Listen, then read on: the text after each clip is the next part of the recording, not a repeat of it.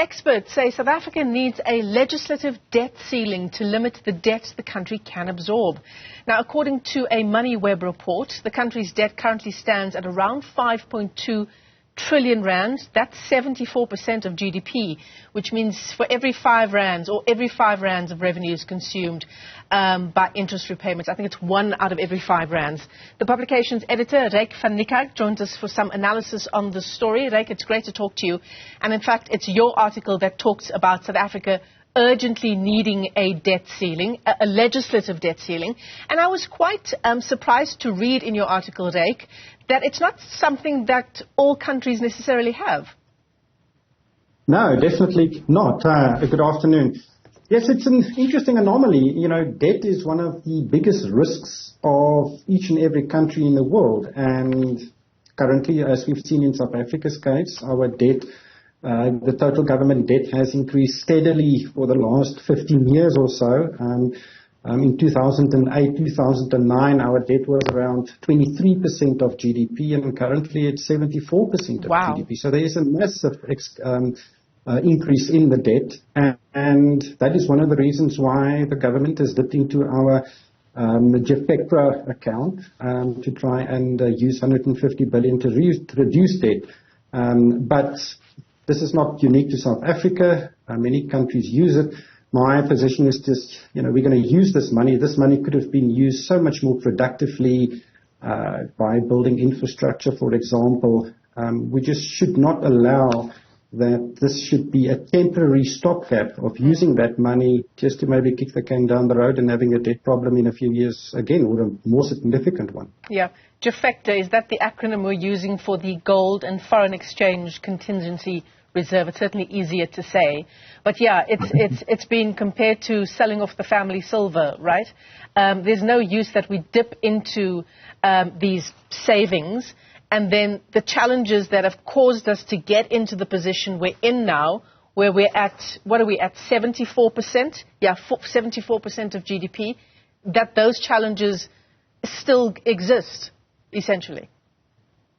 Well, absolutely. And the risk is probably on the upside because we have a revenue collection problem at SARS, not necessarily with SARS, but the economy is struggling, and the only way you can increase your tax revenue is to have a growing economy. There are 2 ways to limit debt. One is to cut spending to less than what the tax revenue actually is, or the other way is just to increase your tax revenue. And I think there's a lot of pressure on SARS to collect more taxes because the economy is just not in a growing state where that is possible. So we need to cut spending.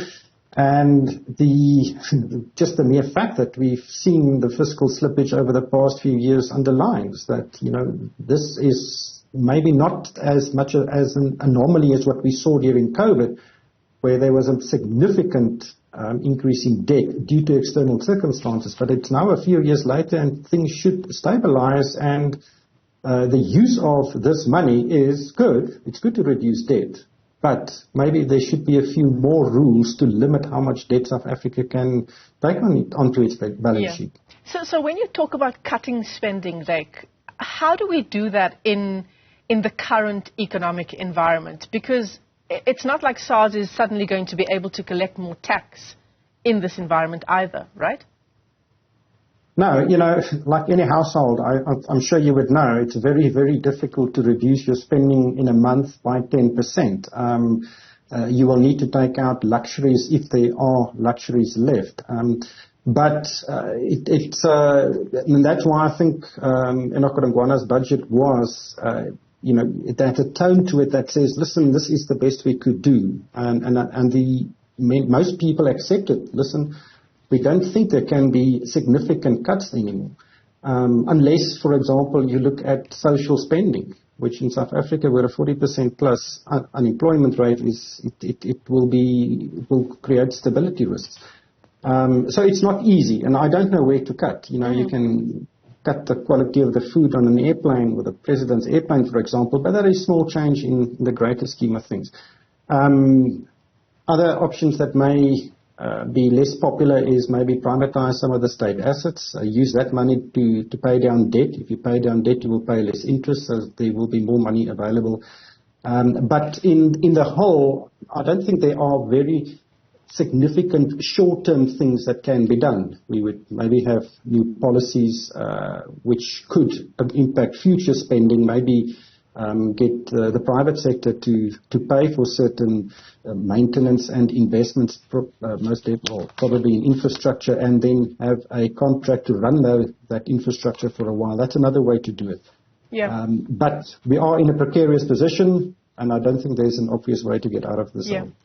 And I suppose one way of getting out of it, one way of ameliorating the impact somewhat, getting us into a better economic position, is by ensuring stable electricity supply, looking into our logistics.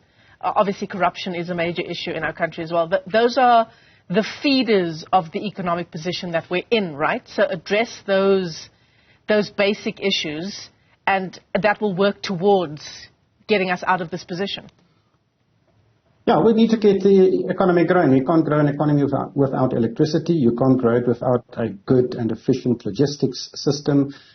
Yes, we have corruption issues. Again, that is not unique in the world, and many countries have these structural problems. But I think the key here is many people believe government cannot fix it, or it will take a long time to fix. And that lack of confidence is, I think, also a thing that needs to be addressed. Actions speak louder than words. And we've heard so many plans from the president and the government of things will change, what's the space? But we've heard this narrative for 10 years now, at least for 5 years since President Cyril Ramaphosa came into power. So we need confidence in South Africa to improve. Business confidence, investor confidence, consumer confidence. And then the ship will turn. And once the economy is growing, many of the other problems we have will sort themselves out. We'll create jobs. There will be less dependency on the state.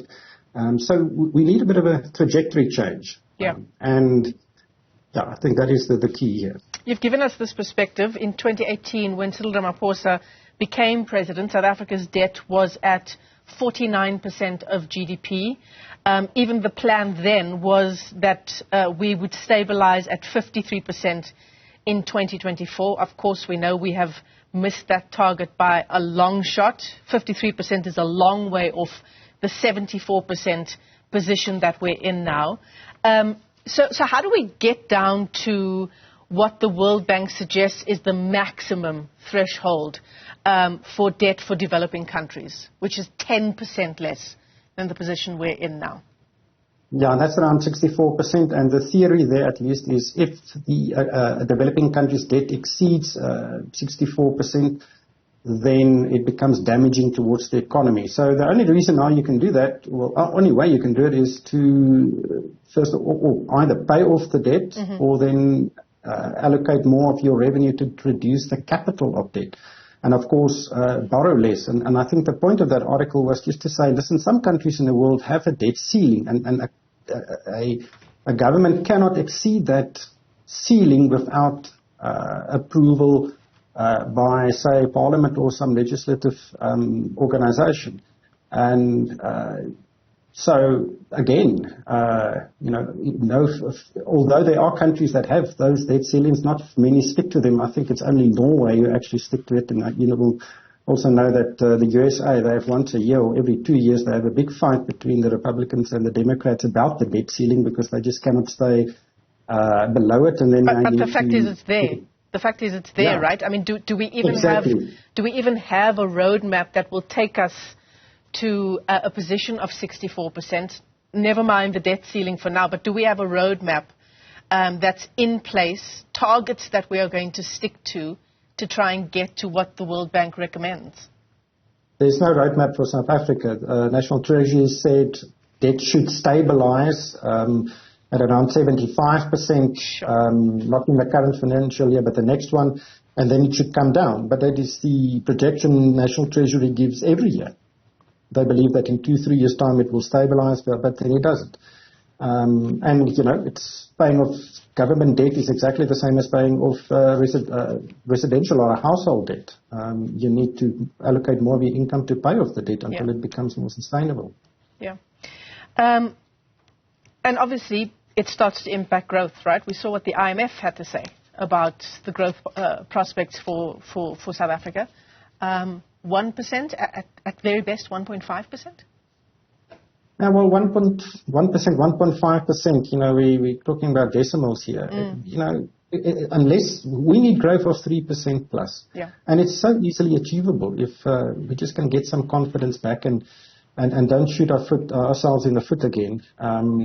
But yes, we need growth of 3% plus. In the 2000s, under Thabo Mbeki, the economy grew at 5%. We had a budget surplus, which means that the government spending was less than the tax revenues. So we had money left in the bank after a financial year, which could have been used for, infrastructure projects. Currently, we are going to spend 300 billion more than what we actually get in via tax revenue. So the key is to reduce the debt, get the economy growing, ensure that we see that those tax revenues are used productively, and hopefully that can then lead to a reduction in debt. The reduction in debt leads to less interest rate payments, and again, there's then more money to spend on things that will make a difference in South Africa. Yeah, absolutely. Well, sounds easy enough. Ryk Van Niekerk, thanks very much for joining us this afternoon on Daytime Update. MoneyWeb report editor Ryk Van Niekerk joining us there as we talk about the need for a debt ceiling in South Africa.